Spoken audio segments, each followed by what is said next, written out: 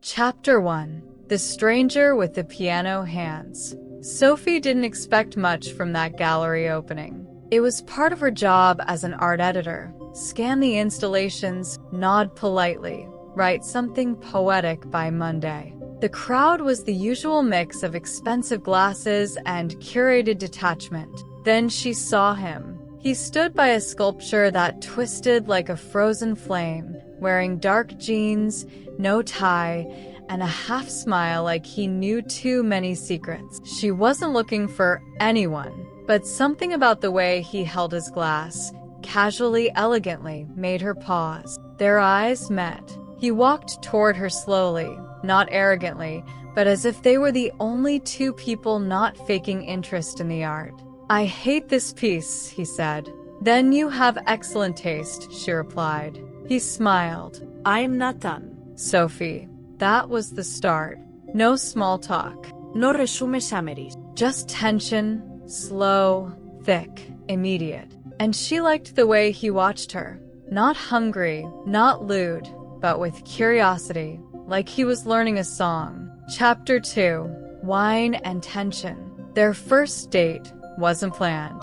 It was drinks after another gallery, then a shared taxi when it rained. He invited her in. She declined, but not before they kissed under the awning. It was electric. Her fingers curled into his shirt, and his hands held her waist like he'd studied the curves of her hips before touching them.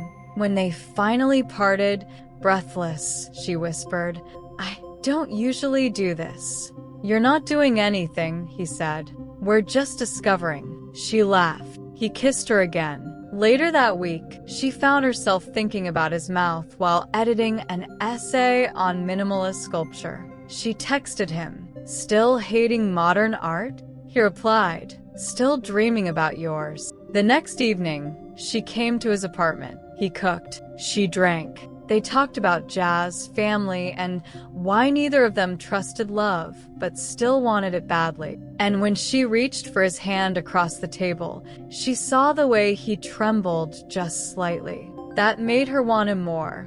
Chapter 3. The First Undoing. They didn't rush. But when it happened, when she let him undress her, it wasn't polite or hesitant. It was deep and slow, like a conversation that had waited too long. He touched her like he was reading Braille on her skin, memorizing every shiver, every gasp. "Tell me what you like," he whispered, lips grazing her collarbone. "I like patience," she said, voice shaking, "and pressure." He smiled and delivered both. Their bodies fit, not perfectly, but honestly. There were awkward moments and sudden laughter.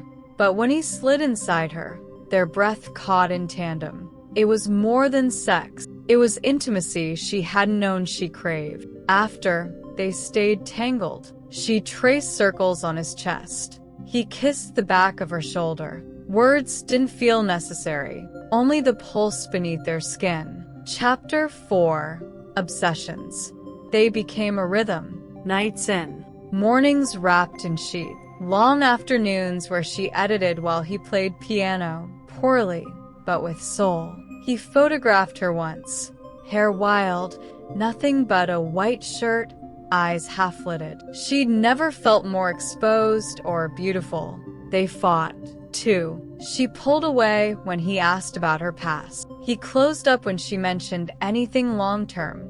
"You want me, but only in the moment," she snapped. He touched her face, gently.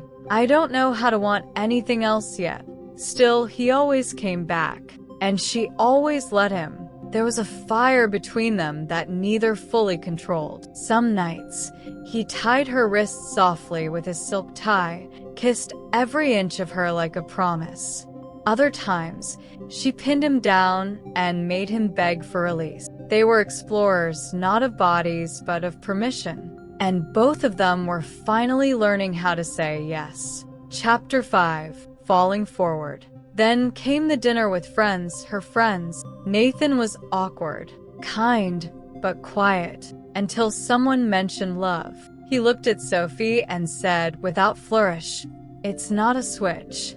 It's gravity." I'm not trying to fall, I already am. Later, when they were alone, she stood in his doorway. You said you're falling. I am. She stepped closer. So am I. They made love differently that night.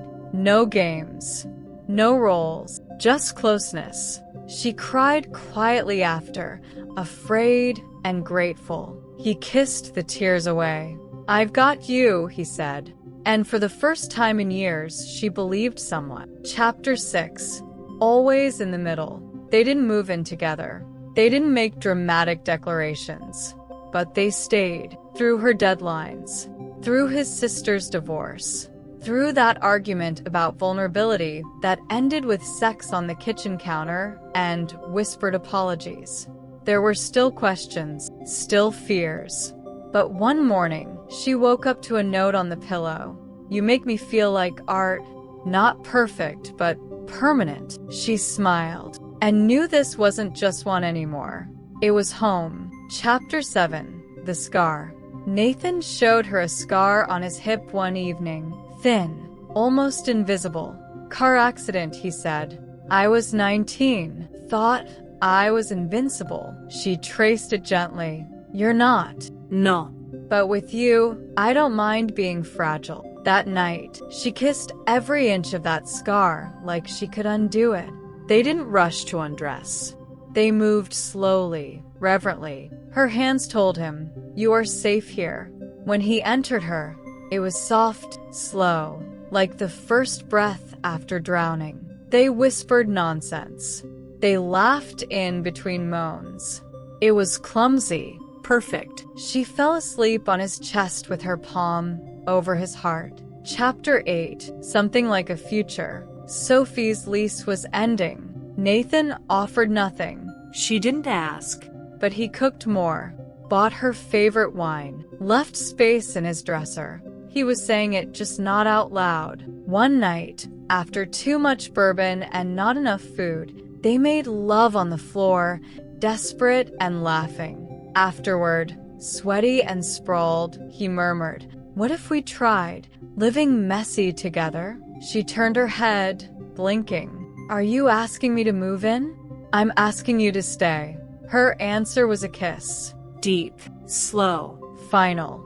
She moved in the next week, one box at a time, like letting go of fear one layer at a time. Chapter 9. Cracks in the frame. Not everything was smooth. She forgot to tell him about a work dinner with her ex. He found out from someone else. They fought. He shut down. She yelled. It was messy. I'm not your project, he snapped. And I'm not your past, she replied, furious. That night, they slept apart, her on the couch, him in bed.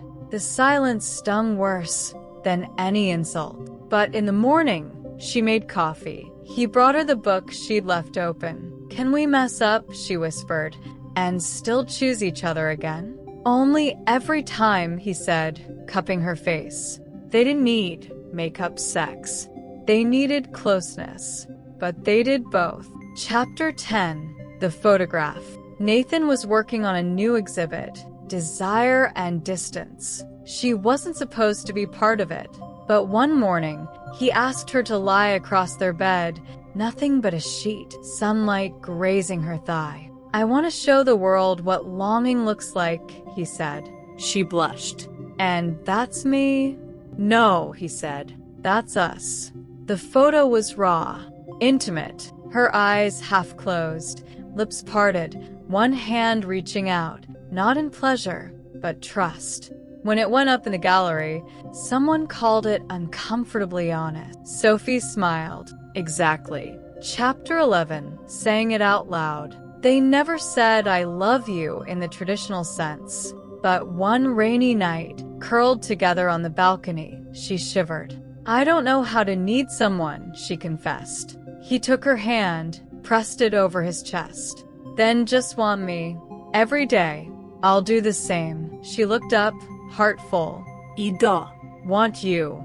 In every way that counts. He leaned down, brushed her lips, whispered, I love you too. Chapter 12. The Silence Between Storms. Fall crept in slowly, golden leaves, early dusks. Sophie was busy with deadlines. Nathan grew quiet, distracted by a commission he wasn't proud of. They were in the same space, but not the same rhythm. They still touched, a hand on the back, a kiss on the temple, but their conversations grew shorter. Less laughter, more autopilot. One night, after a week of polite nothing, she finally said, "Do you still want me?" He looked up wounded. God, yes.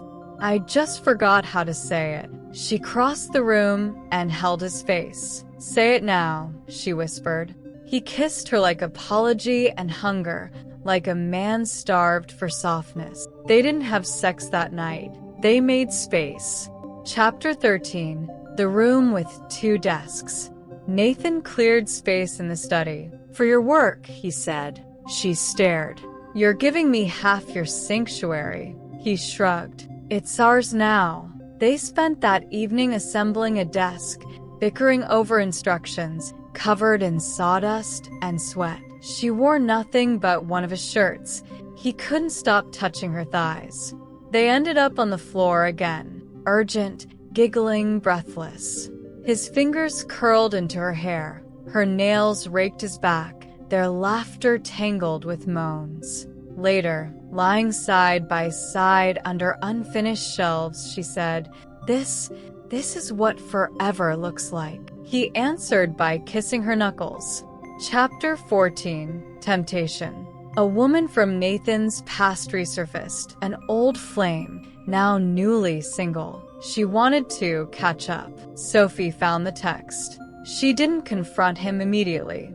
Instead, she watched him, how he smiled, how he touched her. Nothing had changed, except everything had. Finally, one night, she asked, "Are you still choosing me?" He looked at her, steady. "Every day, even when it's hard, even when something easy knocks." She exhaled, nodded. Later, he deleted the message, blocked the number, and made love to her in the shower. Rough, real, soaked in intention. Chapter 15. The question. They were at a wedding, friends of hers. Everyone asked, "When's your turn?" Sophie laughed them off. Later, tipsy, dancing barefoot on their balcony, she said, "We don't need a ceremony, right?" Nathan smiled. "We have rituals, coffee kisses, bedhead confessions, art and arguments." She kissed him, but a week later, he handed her a small velvet box, not with a ring, but a key. "Our love doesn't need a lock," he said, "but I want to build a house with you, not just live in one." She cried, said yes, moved in again, this time with her soul. Chapter 16. The Shape of Want. Years later, they stood in a new gallery, her photography, his writing. A critic asked, "What is this exhibition about?" Sophie smiled. "It's about how wanting someone truly isn't hunger, it's devotion." Nathan added, "It's about how love isn't still, it moves, like breath." Their hands touched, still tender, still curious, still saying yes.